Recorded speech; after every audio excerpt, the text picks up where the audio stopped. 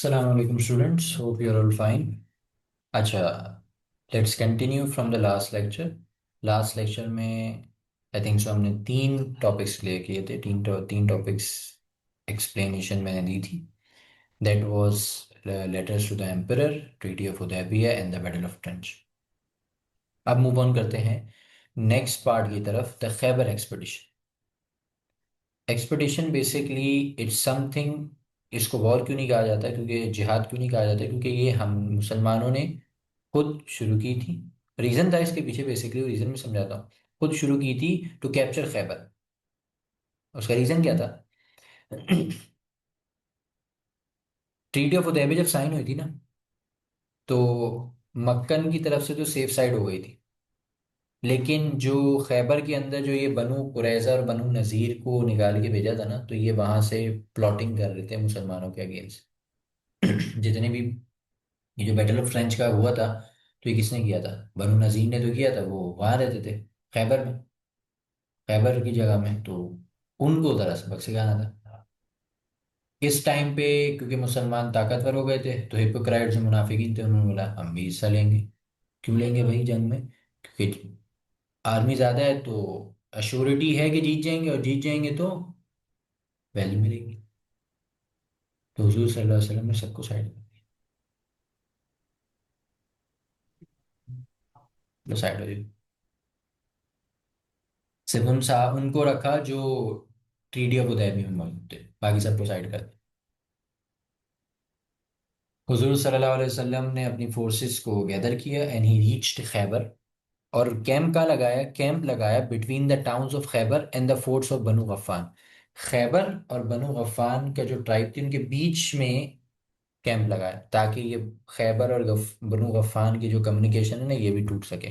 वरना एक तरफ कैंप लगाते तो दूसरी तरफ बात होके पीछे से आर्मी ना आ जाए, इस वजह से.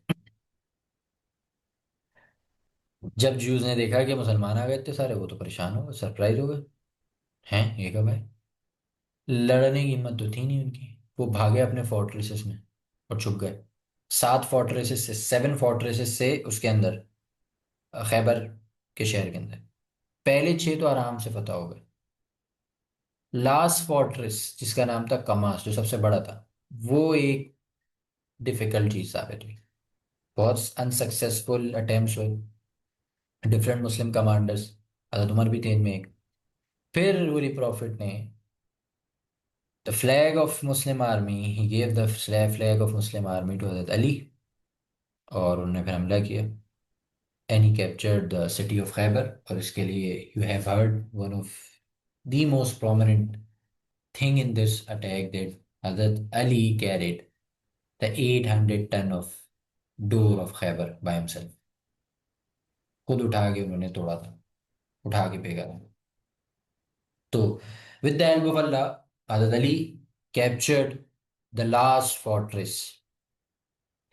The Jews were forced to come out. Fortress खत्म तो कहाँ जाएंगे, बाहर आना पड़ेगा. हैंड टू हैंड फाइट करी.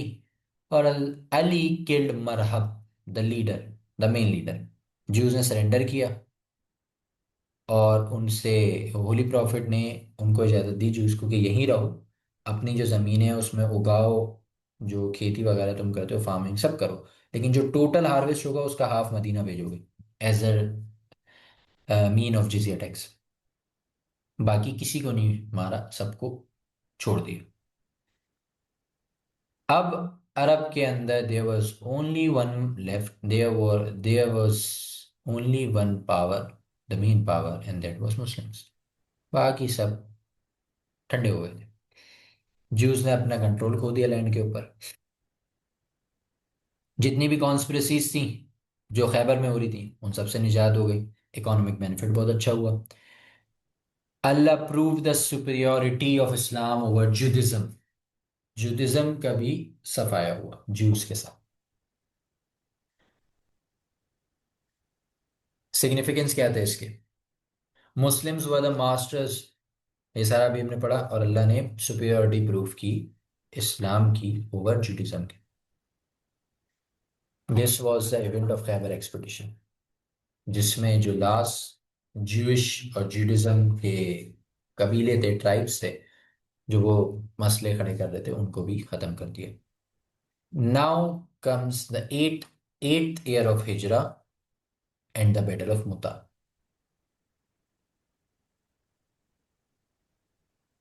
मुता जगह का नाम है जो सीरिया के बॉर्डर पे होती थी उस टाइम। हुजूर सल्लल्लाहु अलैहि वसल्लम ने अल हारिस इब्ने उमर अल अज़दी को भेजा था लेटर लेके बसरा के रूलर के पास।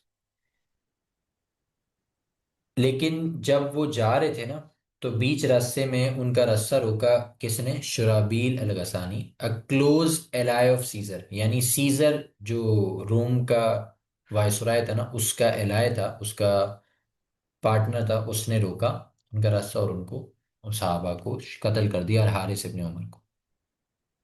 उस टाइम पे अरब में ये था कि मैसेंजर यानी कोई बंदा अगर लेटर लेके कहीं जा रहा है, उसको अगर आपने मारा, दैट मीन्स कि आपने खुद जंग छेड़ी है।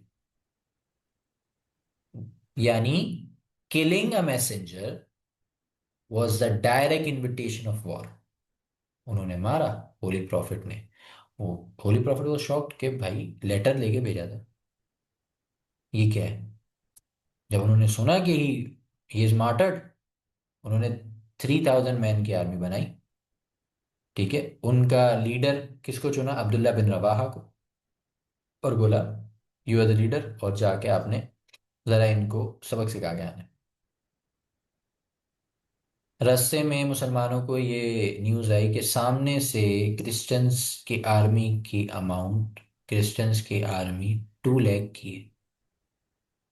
यस। कितनी? 2 लाख। मुसलमान कितने थे? 3,000। क्रिश्चियन कितने थे? 2 लाख। मुसलमानों ने आपस में डिस्कशन करी इस बात पे, लेकिन अब्दुल्ला बिन रवाहा ने सबको दोबारा समझाया, तवक्कल अल्लाह, और सबने हामी भरी कि there's we will fight till the end. हुआ क्या? हुआ ये कि इसके अंदर जो है ना, हुजूर सल्लल्लाहु अलैहि वसल्लम ने ये डिसाइड किया गया, 3,000 जो लोग हैं ना, 3,000 लोगों को कौन लीड करेगा? 3,000 लोगों को लीड करेंगे जैद बिन हारिसा। अगर जैद बिन हारिसा शहीद हो जाए, तो फिर लीडर कौन बनेगा? जाफिर बिन अबी तालिब। अगर जाफिर बिन अबी तालिब भी शहीद हो जाए, तो फिर लीडर कौन बनेंगे? अब्दुल्ला बिन रवाहा। और अगर अब्दुल्ला बिन रवाहा भी शहीद हो जाए, तो फिर मुसलमान उस जंग के अंदर जो मुसलमान है वो खुद आपस में डिसाइड कर सकते हैं कि किसको लीडरशिप दें। अच्छा, बेसिकली तो ये हुजूर समझा रहे थे लीडरशिप कैसे देनी है, लेकिन इसके पीछे भी एक बात थी कि हुजूर ने जिन तीनों का नाम लिया ना, हुजूर ये भी तो कह सकते थे कि जैद बिन हारिसा के बाद अगर शहीद हुए, तो जो फिर मुसलमान चाहें वो डिसाइड कर लें। लेकिन उनके बाकी दो के नाम क्यों लिए? ये बेसिकली एक हिंट थी कि ये तीनों साहबा शहीद हो जाएंगे। और हुए। हज़रत जैद लड़े, उनके बाजू काट दिए गए, उनकी गर्दन काट दी गई। जैसे ही वो शहीद हुए, हज़रत जाफर बिन अबी तालिब ने बैनर उठाया और लड़ना शुरू। पहले वो क्रिश्चियन ने एक हाथ काटा, उन्होंने दूसरे हाथ से झंडा उठाया। दूसरा हाथ काटा, दूसरा हाथ काटा, झंडा गिरने नहीं दिया। जो ये आपके बचते हैं ना, ये कोनी, हाथ यहाँ से काटा था, जो कोनियां बचती हैं, इससे ऐसे करके झंडा पकड़ लिए। फिर उनको बिहेटेड कर दिया। जब हजरत जाफर शहीद हुए, तो अब्दुल्ला बिन रवाहा ने बना, फिर वो भी शहीद हुए, तो फिर मुसलमानों ने लीडरशिप दी किन्हें? Guess who? Khalid bin Walid रजी अल्लाह ताला अन्हु। क्योंकि बैटल खैबर एक्सपीडिशन के पहले ही खालिद बिन वलीद मुसलमान हो गए थे। ये खालिद बिन वलीद की पहली जंग थी एज अ मुस्लिम, और पहली जंग में ही उनको leadership they the. But he was a master mind in war. उस जंग के अंदर हजरत खालिद बिन वलीद रजी अल्लाह ताला अन्हु ब्रो 7 सॉर्ड्स, 7 तलवारें तोड़ी हैं लड़ लड़ के। उन्होंने क्या किया? Now think about the brain of that man, intelligence of that. Army तो कम थी, ये पता था क्रिश्चियंस को, 2 लाख क्रिश्चियंस से 3,000 मुसलमान थे।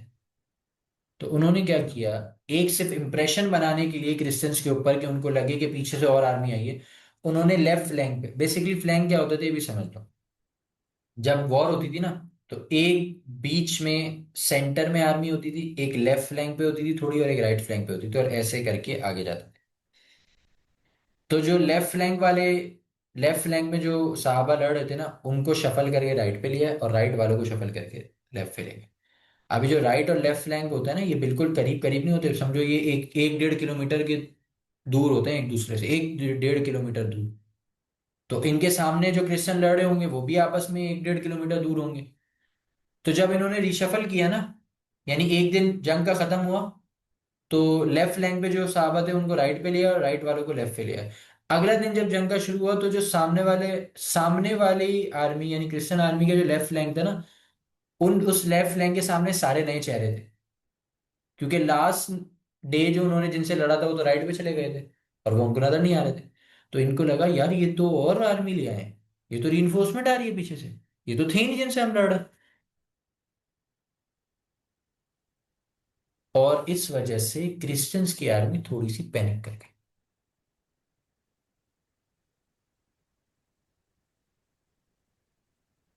और इस वजह से वो उन्होंने फिर जो अपनी जो मजीद आगे चालें चलनी थी, बाइजेंटाइन एम्पायर ने, बाइजेंटाइन बेसिकली जो क्रिश्चियंस है वो बाइजेंटाइन ना खिला, वो उन्होंने थोड़ी पीछे हट हट के चली कि यार ये तो और आर्मी है।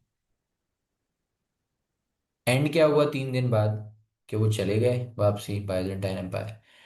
12 मुसलमान शहीद हुए, और एक unknown number of Byzantine empire के बंदे मारे गए।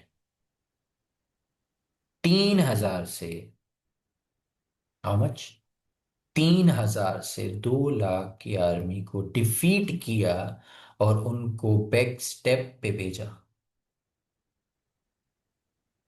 ये था अल्लाह का कमाल, और ये थी मुसलमानों की जद्दोजहद। This is known as the battle of Mutah, जहां पे बाइजेंटाइन एम्पायर के होश उड़ गए थे कि ये हुआ क्या हमारे साथ।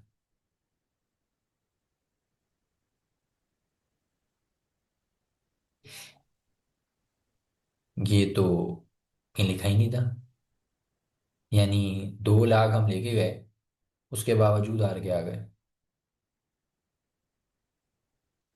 अच्छा जी, इससे आगे बढ़ते हैं।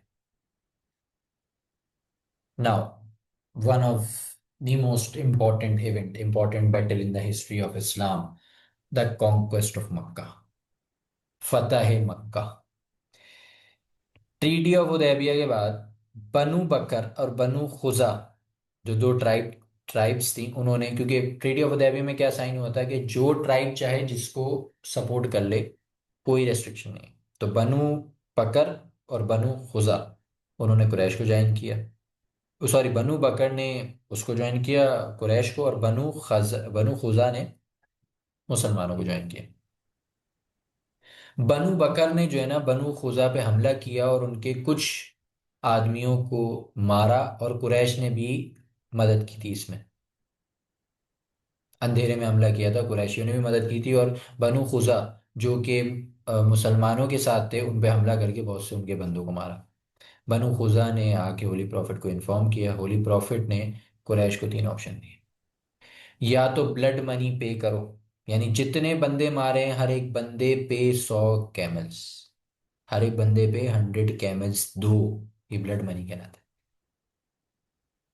या अपनी अलायंस, अपनी जो ट्रीटी तुम्हारी बनु बकर के साथ दोस्ती की हुई है ना, उसे तोड़ दो। या तीसरा ऑप्शन ये है कि अनाउंस कर दो कि ट्रीटी ऑफ हुदैबिया अब नलिफाइड हो गई है, डिसॉल्व हो गई है, यानी तुम्हारे और हमारे बीच अब कोई ट्रीटी नहीं। मक्कन ने, जो थे अकल से बेहतर, उन्होंने तीसरा ऑप्शन चुना कि ठीक है, ट्रीटी ऑफ हुदैबिया डिसॉल्व है। डिसॉल्व करी, उसके बाद खुद ही सोच रहा है भाई ये क्या कर लिया। अबू सुफियान को भेजा मदीना कि यार उनसे बात करके आओ, दोबारा ट्रीटी साइन कर लो। वही प्रॉफिट ने बोला वापसी चले जाओ, अबू सुफियान को बोला वापसी जाओ। और उनको समझ आ गया कि होली प्रॉफिट अब ट्रीटी नहीं साइन करेंगे।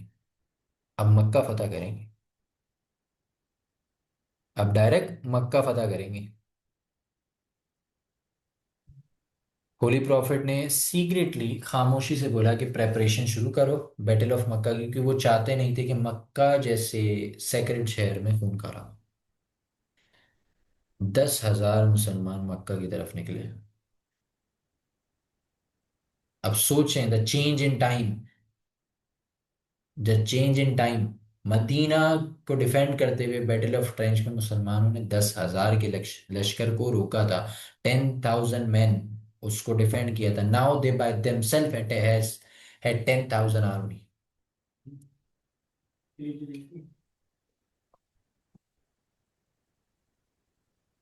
मक्का के बाहर जाके कैंप लगाया हुजूर सल्लल्लाहु अलैहि वसल्लम ने, और अपने सहाबाओं को कहा कि जितने हो ना तुम सारे, सब एक टॉर्च लिट करो, यानी फायर, वो मिशाल जलाते नहीं है जो कपड़ा बांध के लकड़ी पे उस पे आग लगाते हैं, वो जलाओ। और जब मक्का के लोगों ने दूर से देखा ना कि इतनी सारी टॉर्चें जल रही हैं, तो साइकोलॉजिकली जो है ना वो वैसे ही हार चुके थे। जब उन्होंने देखा ना इतनी बड़ी आर्मी आ रही है, और हमने तो ट्रेंच भी नहीं बनाई हुई, मदीने वालों ने तो ट्रेंच बनाई थी, हमने तो कुछ बनाया ही नहीं। उसी रात अबू सुफियान हुजूर सल्लल्लाहु अलैहि वसल्लम के खेमे में आए और इस्लाम कबूल कर लिया। फिर हुजूर सल्लल्लाहु अलैहि वसल्लम ने क्या अनाउंसमेंट करी? बोला, अगर कोई बंदा मक्का के अंदर अपने घर में दरवाजा बंद करके बैठ जाए और लड़े ना, उसको माफी, उसको माफ कर दूंगा। जिसने हरम के अंदर पनाह ली उसको माफ, वो माफ। जिसने हजरत अबू सुफियान के घर में पनाह ली वो भी माफ। और जिसने अपना हथियार खुद नीचे डाल दिया, खुद छोड़ दिया, तब लड़ा नहीं, खुद सरेंडर कर दिया, उसे भी माफी। सिवाय कुछ लोगों के सबको माफी दे दी गई थी, उनको मारने का हुक्म दिया गया था। उनको, उनके लिए कहा था कि अगर वो गिलाफे काबा के पास भी खड़े हो जाए ना तो भी उनको कत्ल कर दें। और वो कौन थे? वो अबू जहाल की फैमिली में से।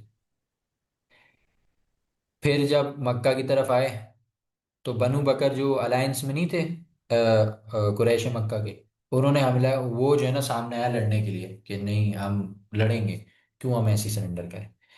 और देखो फिर बदनसीबी, वो जो आए, जिस जिस पार्ट, जिस एरिया में, जिस साइड पे मुसलमानों को डिफेंड करने के लिए आए, मुसलमानों से लड़ने के लिए आए ना, उस साइड पे लीड कौन कर रहा था? हजरत खालिद बिन वलीद। कोई बात, आसमान से गिरा खजूर मटी। 28 मक्कन मारे गए, दो मुसलमान शहीद हुए और बनु बकर ने सरेंडर कर लिया। हुजूर सल्लल्लाहु अलैहि वसल्लम काबा में गए, सारे बुतों को तोड़ा, फेंका, काबे को साफ किया, और ये कहा, truth has come and falsehood has perished, and falsehood is bound to be perished. कि सच्चाई आ गई और झूठ तबाह हो गया, और बेशक झूठ बना ही तबाह होने के लिए है। झूठ बना ही तबाह होने के लिए। जब वो काबा से बाहर आए, तो जो मक्का के लोग थे वो कैप्टिव्स में थे, यानी जिन्होंने सरेंडर कर लिया था उनको तो कैप्चर, जो लड़ने आए थे उनको तो कैप्चर कर लिया था ना। तो हुजूर सल्लल्लाहु अलैहि वसल्लम ने जनरल पार्डन का ऑर्डर दिया, यानी सबको माफ कर दिया। Each and every one, each and every one was pardoned, सबको माफ कर दिया। Now this was the peak example of how you conquer a city without bloodshed। फिर वो गए और सफा, उसी पहाड़ी पे, जिस पहाड़ी पे सबसे पहले जाके ओपनली दावत दी थी ना, और अबू लहब ने ताना मारा था, उसी पहाड़ पे जाके हुजूर बैठे, और सारे मक्का के लोग आए, और वहीं पे आके जहां पे एक दफा उन्होंने कुछ टाइम पहले हुजूर को धुतकारा था, बुरा भला कहा था, उसी जगह पे हुजूर के हाथ पे आके बैत की और इस्लाम कबूल किया। कहते हैं ना, अल्लाह की लाठी बेआवाज होती है। लेकिन पढ़ती बड़ी जोर से। सिग्निफिकेंस क्या था?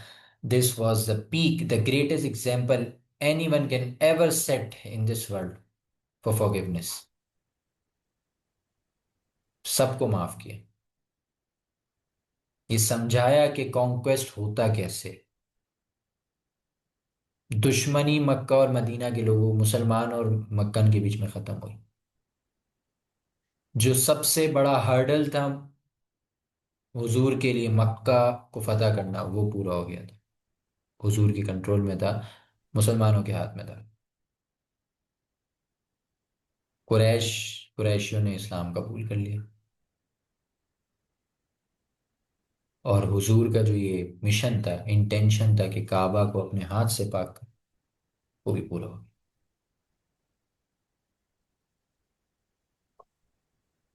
This was the conquest of Mecca. So if you have any query regarding the conquest of Mecca और the battle of Mutah, ask in the WhatsApp group.